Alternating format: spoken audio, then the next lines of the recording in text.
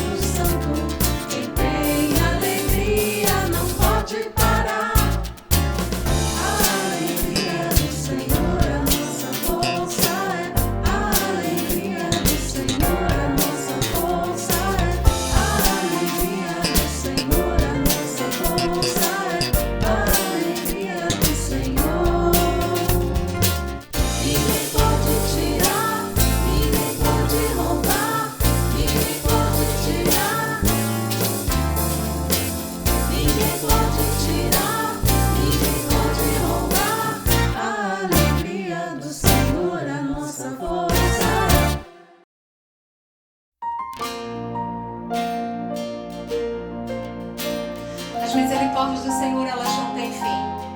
Elas estão sobre nós, se renovando a cada manhã, todos os dias. Grande a fidelidade do Senhor para conosco. Vamos juntos adorar o nosso Deus. Amanheceu e o ar que eu respiro é seu, sopro de vida dado sem eu merecer, sem merecer. O sol brilha sobre o mundo inteiro, aquece o fraco e o guerreiro com o seu calor, com o seu amor. Sua misericórdia se renova, sua misericórdia se renova e faz tudo novo, faz tudo novo. O sol brilha sobre o mundo inteiro e aquece o fraco e o guerreiro com o seu calor, com o seu grandioso amor. Diga comigo, igreja. Sua misericórdia se renova, sua misericórdia se renova e faz tudo novo,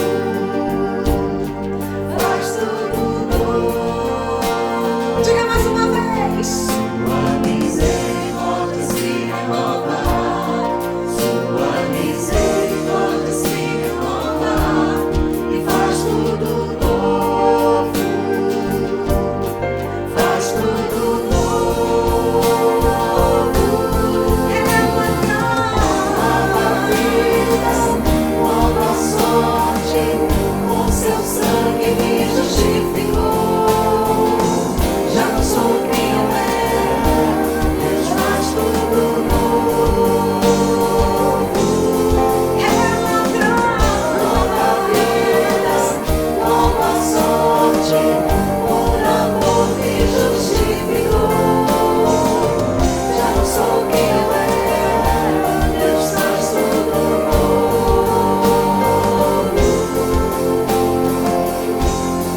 Sua misericórdia se renova, sua misericórdia se renova e faz tudo novo,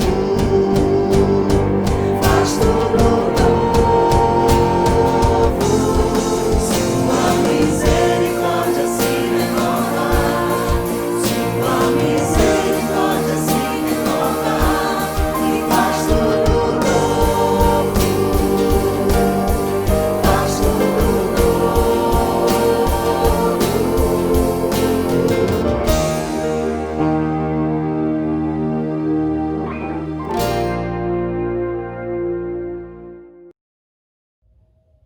Estamos na série 7 Passos da Restauração e hoje o 5º passo, transformação. Diz assim Romanos 1 e 2 na Bíblia na linguagem de hoje. Portanto, meus irmãos, por causa da grande misericórdia divina, peço que vocês se ofereçam completamente a Deus como um sacrifício vivo, dedicado ao seu serviço e agradável a Ele. Deixem que Deus os transforme por meio de uma completa mudança da mente de vocês. Então, o 5º passo é a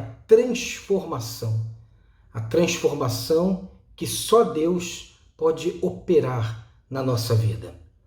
É quando reconhecemos que a nossa vida está na dependência de Deus e colocamos diante dele as nossas limitações, as nossas fraquezas, para que ele faça uma obra de transformação. De onde vieram os meus defeitos de caráter?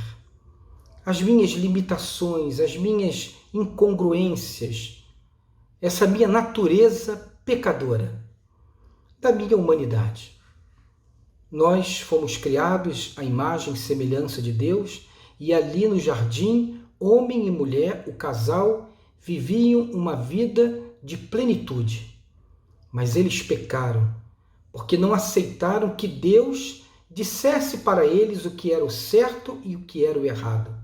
Queriam ser autorreferentes, queriam ser como Deus, e então, buscando uma plenitude total, acabaram se perdendo e entrando em queda. A partir daí, o viver humano é um viver em pecado. O viver humano é uma vida que busca a morte, e naturalmente está em nós essa ânsia, essa natureza de provocar a disruptura, a desagregação, a destruição e a morte. Diz assim o Salmo 54, versículos de 4 a 6. Contra ti, pequei, e fiz o que tu reprovas, de modo que justa é a tua sentença, e tens razão em condenar-me, Senhor. Sei que sou pecador desde que nasci, sim, desde que me concebeu minha mãe. Sei que desejas a verdade no íntimo e no coração me ensinas a sabedoria. O apóstolo Paulo, escrevendo aos Romanos, capítulo 7, dos versículos 18 a 20, diz assim: sei que nada de bom habita em mim, isto é, em minha carne, porque tenho o desejo de fazer o que é bom, mas não consigo realizá-lo. Pois o que faço não é o bem que desejo, mas o mal que não quero fazer, esse eu continuo fazendo. Ora, se faço o que não quero, já não sou eu quem o faz, mas o pecado que habita em mim. Com certeza a nossa natureza humana, marcada pela incompletude, pelas incongruências, pela inconsistência, pelo pecado, pela não conformidade, justifica, explica a nossa natureza pecadora, mas não nos tira a responsabilidade. Não nos justifica, nos isentando de um reconhecimento dos nossos maus desejos e dos nossos descaminhos. Também os nossos pecados, as nossas incongruências, essa nossa natureza que necessita de transformação, esse nosso caráter falho, vem bem das circunstâncias que nos cercam. Ou seja, vivemos num mundo corrompido de pessoas que se relacionam por interesses escusos, marcado por injustiças, por violências, por opressões, por usos e abusos, por mentiras. E naturalmente, dentro dessa cultura já marcada pela queda, marcada pelo pecado, também entramos nessa onda e muitas vezes somos levados ao pior por conta disso. E também das nossas escolhas, porque muitas vezes escolhemos coisas erradas e então depois colhemos o fruto daquilo que plantamos. Se plantamos batata, colheremos batata. Se plantamos rosas, colheremos rosas. É algo inexorável, é uma contingência natural da vida humana. A gente vai plantando e vai colhendo o fruto do nosso plantio. Diz assim Provérbios 14, 12: há caminhos que parecem certo ao homem, mas o fim deles é a morte. Mas por que é tão difícil uma mudança de caráter? Por que é tão difícil irmos contra a nossa natureza? Por que a gente deseja, às vezes, uma vida nova e acabamos incorrendo nos mesmos erros? Por que dessa repetição que nos faz voltar sempre àquilo que é a nossa marca de incongruência e de pecado? Primeiro porque estamos já acostumados, fomos meio que condicionados a isso. Na verdade, os nossos pecados falam daquilo que nós somos. Diga-me os seus pecados e te direi quem és. Ou seja, é a minha natureza que está sempre diante dos meus olhos. Então, lutar contra isso, como homem, na força do braço, na força da determinação, como alguém que quer professar uma ode de doutrinas éticas e como se fosse possível ao homem domar os impulsos que vêm da sua carne, como se o homem conseguisse por si só dominar-se por completo. Isso não é possível. Então vem da nossa natureza essa dificuldade. Também porque a gente se identifica com elas. A nossa vida vai sendo montada não só em cima daquilo que são os nossos talentos, as nossas virtudes, os nossos relacionamentos, mas também as nossas repetições, os nossos pecados, os nossos horrores. Ou seja, nós vamos nos identificando e é muito difícil se libertar disso. E também porque, num certo sentido, isso nos traz uma recompensa. Há um alívio, há uma satisfação, há um prazer, há um distensionar. Quantas pessoas dizem isso? Não, eu fui lá e explodi, e fiz, e falei, mas pelo menos eu me senti aliviado. Eu fui lá e fiz aquilo de errado mesmo, eu dei vazão ao meu ódio, ou então eu fui lá e dei vazão à minha inveja, ou então eu fui e fiz aquilo que eu estava desejando tanto, pelo menos aquilo saiu de dentro de mim. Pelo menos eu pude botar para fora. Você entende? É muito difícil lutar contra tudo isso. Por isso que o Evangelho vai nos apontar que existe o poder que vem de Jesus Cristo. O poder que o ressuscitou dentre os mortos há de agir na nossa vida. E é esse poder que pode gerar transformação. Como é que eu, então, coopero nesse processo?